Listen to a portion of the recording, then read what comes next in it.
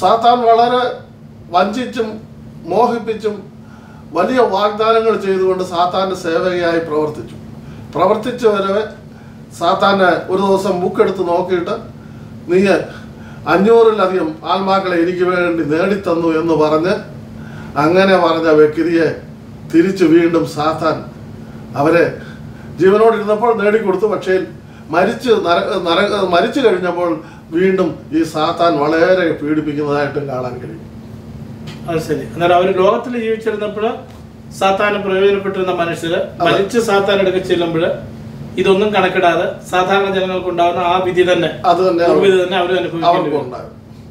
അപ്പോൾ യേശു പറയുന്നുണ്ട്, എന്നെ അറിഞ്ഞിട്ട് മാറിപ്പോകുന്നതിനേക്കാൾ എന്നെ അറിയാതിരിക്കുന്നതാണ് നല്ലതെന്ന് പ്രത്യേകം പറയുന്നുണ്ട്. തന്നെയല്ല, യേശു പറഞ്ഞിരിക്കുന്നു, എൻ്റെ പിതാവ് ഒരുത്തരും നഷ്ടപ്പെട്ടു പോകരുത്, പിതാവിന് ഇഷ്ടമല്ല ഒരു വ്യക്തി പോലും നഷ്ടപ്പെടുന്നത്. അതുകൊണ്ട് ഈ ജനങ്ങളെ പാപങ്ങളിൽ നിന്ന് രക്ഷിപ്പാനായി മേരി ഖാദർ എന്ന ആ സഹോദരിയെ നിന്നെ ഞാൻ ഇതിനായി പ്രത്യേകം വിളിച്ച് വേർതിരിച്ചിരിക്കുകയാണെന്നുള്ള ദൈവത്തിൻ്റെ ആലോചനയും ഇതിനകത്ത് കാണാൻ കഴിയും. അങ്ങനെ ഒരു ദൈവവിളിയോട് കൂടിയാണ് ഈ പുസ്തകം അവന് എഴുതുവാനുള്ള തുടക്കം ആരംഭം കുറിക്കുന്നത്. അത് ആ പുസ്തകത്തിന്റെ പേര് തന്നെ ദൈവിക നരകത്തെക്കുറിച്ചുള്ള ദൈവിക വെളിപ്പാടെന്നാണ് ആ സഹോദരി എഴുതിയിരിക്കുന്ന പുസ്തകത്തിന്റെ പേര്. ഞാൻ അതിൻ്റെ കൂടെ നമ്മുടെ ദൈവവചനത്തിൽ കൂടെ ചില ന്യായവിധികൾ, ആ ദൂതന്മാർ തെറ്റിപ്പോയപ്പോൾ അവരുടെ ന്യായവിധി, ആദാം കൽപ്പന ലംഘിച്ചപ്പോൾ അവർ കിട്ടിയ ശിക്ഷകൾ, അങ്ങനെ തുടർമാനം ചില തെറ്റ് ചെയ്തതിനാൽ, കൽപ്പന ലംഘിച്ചതിനാൽ അവർക്കെല്ലാം ദൈവം ശിക്ഷിച്ചു, അവരെ ഒന്നും വെറുതെ വിട്ടില്ല എന്നുള്ളതൂടെ ചേർത്ത് എഴുതേണ്ടുന്നത് കൊണ്ട് ഞാൻ അതിന് നരകവും ന്യായവിധി എന്ന് പേരിട്ടത്. യഥാർത്ഥ സഹോദരിയുടെ പുസ്തകത്തിന്റെ പേര് നരകത്തെക്കുറിച്ചുള്ള ദൈവിക വെളിപ്പാടെന്ന് തന്നെയാണ്. അല്ല, ഇത് വായിക്കുമ്പോൾ തന്നെ നമുക്ക് ആ വെളിപ്പാട് വായിച്ചറിയുമ്പോൾ തന്നെ ഭാഗ്യവശാൽ എനിക്കും ഇത് മുഴുവനും വായിക്കാനുള്ള ഭാഗ്യം കിട്ടി. ഞാൻ ഒരല്പം വായിച്ചു തുടങ്ങാമെന്ന് വിചാരിച്ചാണ് പുസ്തകം ആദ്യം നൂർത്തത്. എന്നാൽ അത് വായിച്ചു വന്നപ്പോൾ തുടർമാനമായിട്ട് വായിക്കാനുള്ള ഒരു പ്രേരണ എനിക്ക് ഉണ്ടായി. അത് വളരെ ഇത് വായിക്കുന്ന ഓരോരുത്തർക്കും അത് മനസ്സിനെ പിടിച്ചിരുത്തും എന്നുള്ള കാര്യത്തിൽ യാതൊരു സംശയവുമില്ല. കാരണം മനുഷ്യന് സ്വയമായിട്ട് എല്ലാവരും മരിക്കും, ഇന്ന് ജീവിക്കുന്നു, നാളെ മരിക്കും, മരിച്ചാൽ പിന്നെ എങ്ങനെയെങ്കിലും ആയി പോയിട്ട്. പിന്നെ മറ്റു ചില ഗ്രൂപ്പുകാർ പറയുന്നുണ്ട്, എൻ്റെ അപ്പനെ കുഴിച്ചിട്ടെടുത്ത് ഞാൻ കിടന്നോളാം, അല്ലെ അമ്മയെ കുഴിച്ചിട്ട് എൻ്റെ ഭർത്താവ് പോയെടുത്തിട്ട് എൻ്റെ ഭാര്യ പോയെടുത്തിട്ട്. അത് കഴിഞ്ഞിട്ടുള്ള ഒരു മരണാനന്തര ജീവിതത്തെക്കുറിച്ചുള്ള ആ കാഠിന്യമോ ന്യായവിധിയോ പിന്നെ അല്ലെങ്കിൽ നരകത്തിൻ്റെ ആ കാഴ്ചപ്പാടോ ശരിക്കും മനുഷ്യനില്ല. കർത്താവ് പറഞ്ഞതുപോലെ ദയാലുവാണ്, അവിടെ ചെല്ലുമ്പം കൃപ ചെയ്യും എന്നൊക്കെ പലരുമായിട്ട് സംസാരിക്കുമ്പോൾ പൊതുജനങ്ങൾക്കുള്ള അഭിപ്രായമൊക്കെ അങ്ങനെയാണ്. എന്നാൽ കുറച്ച് അവരോടുമൊക്കെ നമ്മൾ പറയുന്നത് ഇല്ല. അവർ പറയുന്ന മറ്റൊരു ഉദാഹരണം, കർത്താവ് വരാറാകുമ്പോഴത്തേക്കൊക്കെ രക്ഷിക്കപ്പെട്ടാൽ മതി. കാരണം കള്ളന് വലത്തുഭാഗത്ത് കിടന്ന കള്ളന് ഏറ്റവും ഒടുവിലാന്നല്ലോ, ഇടത്തുഭാഗത്ത് കള്ളൻ ഒടുവിൽ കർത്താവിനെ ഏറ്റു പറഞ്ഞു, നീ ഇരിക്കും എന്ന്. ആ അവസാന ഭാഗത്ത് അവൻ അങ്ങനെ ക്ഷമായാചന ചെയ്തു. അതുപോലെ ആ ഒരു അവസരം വരെ അങ്ങനെ ജീവിച്ചിട്ട് ഒടുവിൽ ക്ഷമാപണത്തിന് വേണ്ടി കാത്തിരിക്കുന്ന ഒരു കൂട്ടം ജനങ്ങളുമുണ്ട്. അതിനെക്കുറിച്ച് ഈ പുസ്തകത്തിൽ തന്നെ പറഞ്ഞിട്ടുണ്ട്. ഇങ്ങനെ പല പ്രാവശ്യം ദൈവം സന്ദർശിച്ചു, പല ദൈവദാസന്മാരെ അയച്ചു, പിന്നാട്ട് എന്ന് അവധി വെച്ചു ഒടുവിലാകാമെന്ന് അവധി വെച്ചു. ഒടുവിൽ ഒരു കല്യാണ വിരുന്നിന് പോയപ്പോൾ തിരികെ വരുമ്പോൾ താനും മരിച്ച് കൂടെയുള്ളവരും കൂടെ മരിക്കാനിടയായിപ്പോയി. അങ്ങനെ ഒരു അവസരം നമുക്ക് ഒരിക്കലും കിട്ടത്തില്ല. ക്രൂശിൽ കിടന്ന കള്ളന് അങ്ങനെ ഒരു അവസരം കിട്ടി എന്ന് വിചാരിച്ച് ഇന്നുള്ള നമുക്ക് ആർക്കും കിട്ടണമെന്നില്ല. അതുകൊണ്ട് ജീവനോടിരിക്കുമ്പോൾ തന്നെ ആ കിട്ടുന്ന സമയത്ത് തന്നെ തക്കത്തിൽ ഉപയോഗിച്ചാൽ രക്ഷപ്പെട്ട് ഈ നിത്യനരകത്തിൽ നിന്ന് ഒഴിവാകുവാനിടയായിത്തീരും. ഈ ദൈവത്തിന് ദൂതഗണം ഉള്ളതുപോലെ തന്നെ മാലാഖമാരെ ദൈവം എപ്പോഴും സ്തുതികളിൽ അധിവസിക്കുന്നവനാണ്, സർവശക്തനാണ് എന്ന് പറയുന്നത് പോലെ ഈ സാത്താനും ദൂതഗണങ്ങളും അതുപോലുള്ള സംഘവും എല്ലാം അവന് തന്നെ അവനെ സേവിക്കാനായിട്ട്. സാത്താന് നമ്മുടെ കർത്താവിൻ്റെ വേലക്കാരെന്ന് പറയുന്ന ദൈവദാസന്മാർ ചെയ്യുന്നത് പോലെ തന്നെ സാത്താൻ്റെ സേവക്കാരായി നമ്മുടെ കർത്താവിൻ്റെ വേലക്കാരെന്ന് പറഞ്ഞാൽ ദൈവവചനത്തിൽ നിന്നുള്ള ഒരേ ലക്ഷ്യത്തോടു കൂടി പോകുന്നവരേ ഉള്ളൂ. കർത്താവിനെ സ്നേഹിക്കുക, കർത്താവിനെ അറിയുക, കർത്താവിന് വേണ്ടി ജീവിക്കുക, കർത്താവിനോടുകൂടെ അന്തിക്കുക, കർത്താവിൻ്റെ വരവിൽ കാണപ്പെടുക, കർത്താവിനോടുകൂടെ വാഴുക എന്നുള്ള ഒരു ലക്ഷ്യമേ ഉള്ളൂ. എന്നാൽ സാത്താൻ്റെ ശക്തിയിൽ അങ്ങനെയല്ല, അനേക അടവുകളിൽ കൂടെയാണ്. ഉദാഹരണം, അഞ്ജന ഇടുക, കൂടോത്രം ചെയ്യുക, വെളിച്ചപ്പാട്, ഇങ്ങനെ പല വിധത്തിൽ പല ഉപാധികളിൽ കൂടെയാണ് ഓരോരുത്തരെ ഓരോവിധ പിശാചുക്കളുടെ ഭരണത്തിൽ കൂടെ ജനങ്ങളെ വഞ്ചിക്കുന്നത്.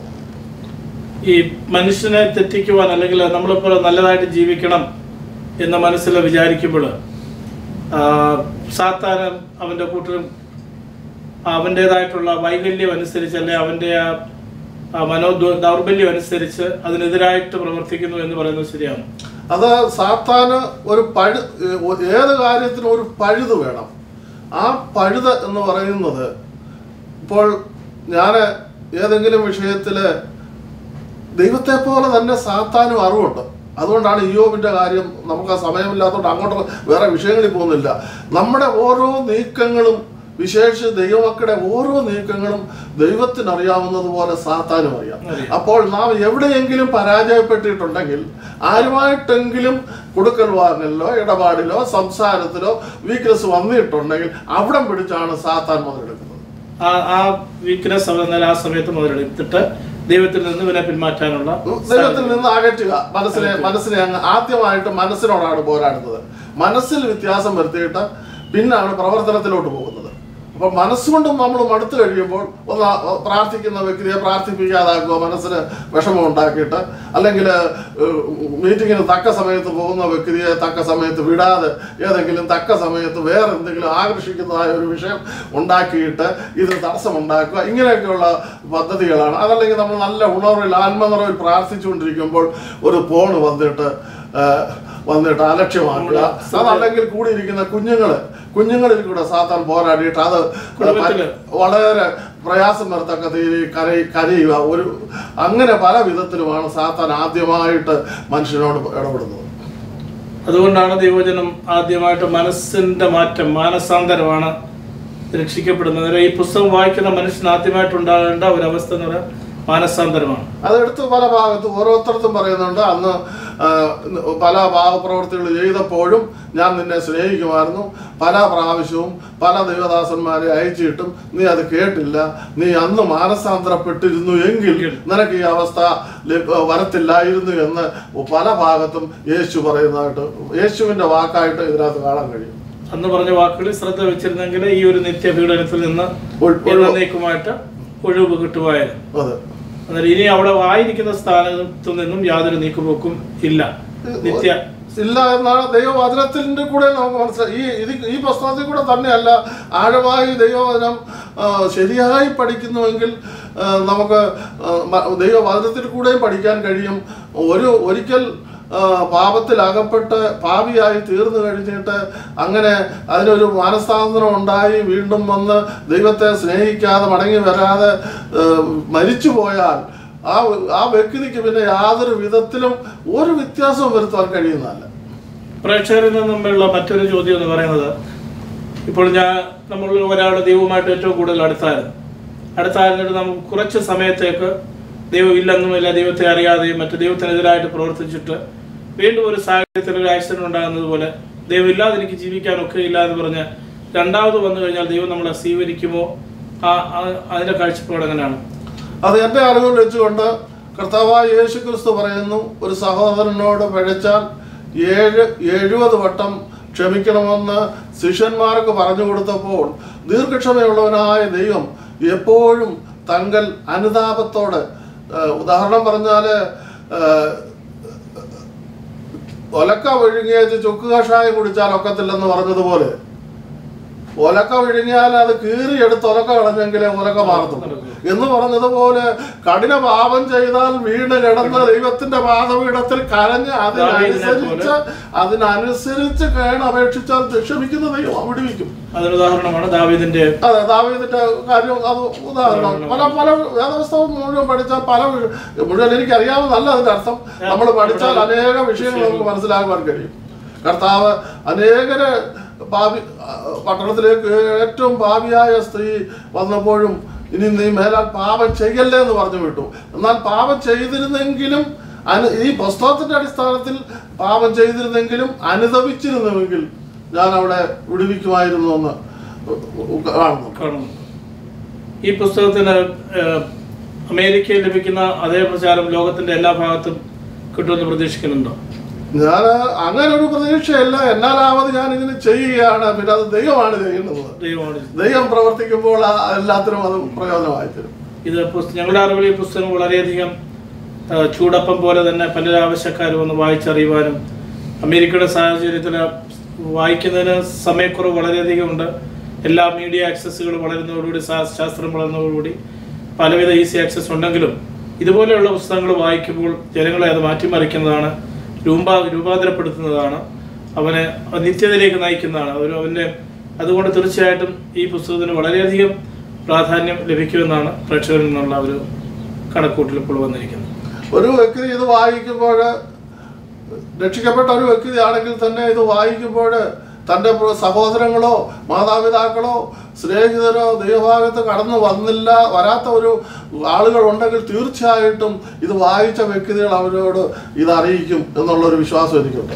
അപ്പോൾ ഇതിൻ്റെ കൺക്ലൂഷനായിട്ട് മനുഷ്യൻ ആരായാലും എത്ര ഉന്നതനായാലും ഈ ലോകത്തിലെ ഏത് പദവിയിലുള്ളവനായാലും അവൻ പാപിയാകുന്നുവെങ്കിൽ അവൻ നിത്യനരകത്തിന് യോഗ്യനാണ്. അതിന്റെ ഉദാഹരണം അത് കർത്താവ് പറഞ്ഞ ഉദാഹരണം മതിയല്ലോ. ധനവാനായ മനുഷ്യൻ താന് അവിടെ പറയുമ്പോൾ ധൂമ്രവസ്ത്രം ധരിച്ചു ആഡംബര ജീവിതം ചെയ്തതായിട്ടേ പറയുന്നുള്ളൂ. ഈ സഹോദരന്മാരോടൊക്കെ വളരെ സ്നേഹമുള്ളവരായിരുന്നു. അതുകൊണ്ടാണ് എനിക്ക് വന്ന അവസ്ഥ ഈ സഹോദരന്മാർക്ക് വരല്ലേ എന്ന് പറഞ്ഞത്. അന്നേരം സഹോദരന്മാരെ കുറിച്ചും മറ്റുള്ളവരെ കുറിച്ചും സ്നേഹവും കരുതലും ഒക്കെ ഉണ്ടായിരുന്ന മനുഷ്യനായി ഈ ധനവാനായ മനുഷ്യൻ. പക്ഷെ തൻ്റെ ധനത്തിൽ താൻ മയങ്ങിപ്പോയിട്ട് താൻ അത് ആഡംബരമായിട്ട് വലിയ ഇതായിട്ട് വിട്ടിട്ട് താൻ അതിലുണ്ടായി ധൂമ്രവസ്ത്രം കൂടിയ വസ്ത്രങ്ങളും എല്ലാം ധരിച്ചു പോയി എന്നുള്ളത് നമുക്കവിടെ കർത്താവ് പറയുന്ന ഉപമയിൽ കാണാൻ സാധിക്കത്തുള്ളൂ. അപ്പോൾ ഏത് ധനവാനായിരുന്നാലും എളിയവനായാലും ദാസനായാലും ദൈവത്തെ ഭയമില്ലാതെ ദൈവഹിതം ചെയ്യാതെ സ്വന്തം ഇഷ്ടത്തിനും സ്വന്തം പ്ലാനും ലോകത്തിൻ്റെ മോഹങ്ങൾക്കും ജഡമോഹങ്ങൾക്കും പോയി കഴിഞ്ഞാൽ ഒരിക്കലും ദൈവസന്നിധിയും ദൈവമായിട്ട് അടുക്കുവാൻ സാധ്യമല്ല. അപ്പോൾ ഇതിൻ്റെ ഒരു കൺക്ലൂഷനായിട്ട് ദൈവവചനം അനുസരിക്കാതെ ഈ ലോകത്തിലെ പാപിയായിട്ട് ജീവിക്കുന്ന ഒരു മനുഷ്യൻ നിത്യനരകത്തിന് യോഗ്യനായി തീരും എന്നുള്ള ആ ഒരു കൺക്ലൂഷനോടുകൂടി ഇനി നമുക്ക് അടുത്ത പുസ്തകത്തിലേക്ക് പ്രവേശിക്കാം. ഇതിനെക്കുറിച്ച് മറ്റു കൂടുതലായിട്ട് എന്തെങ്കിലും പറയാനുണ്ടോ? അതിനെക്കുറിച്ച് ഏറെക്കുറെയൊക്കെ പറഞ്ഞു. നമ്മളിതിപ്പോൾ കൂടുതൽ പറയാനാണെങ്കിൽ എത്ര പറഞ്ഞാലും തീരത്തില്ല. അതിന് തക്കോണം അതിൻ്റെ വിഷയങ്ങളുള്ളതാണ്. ഒരു സാധാരണ ഒരു മനുഷ്യൻ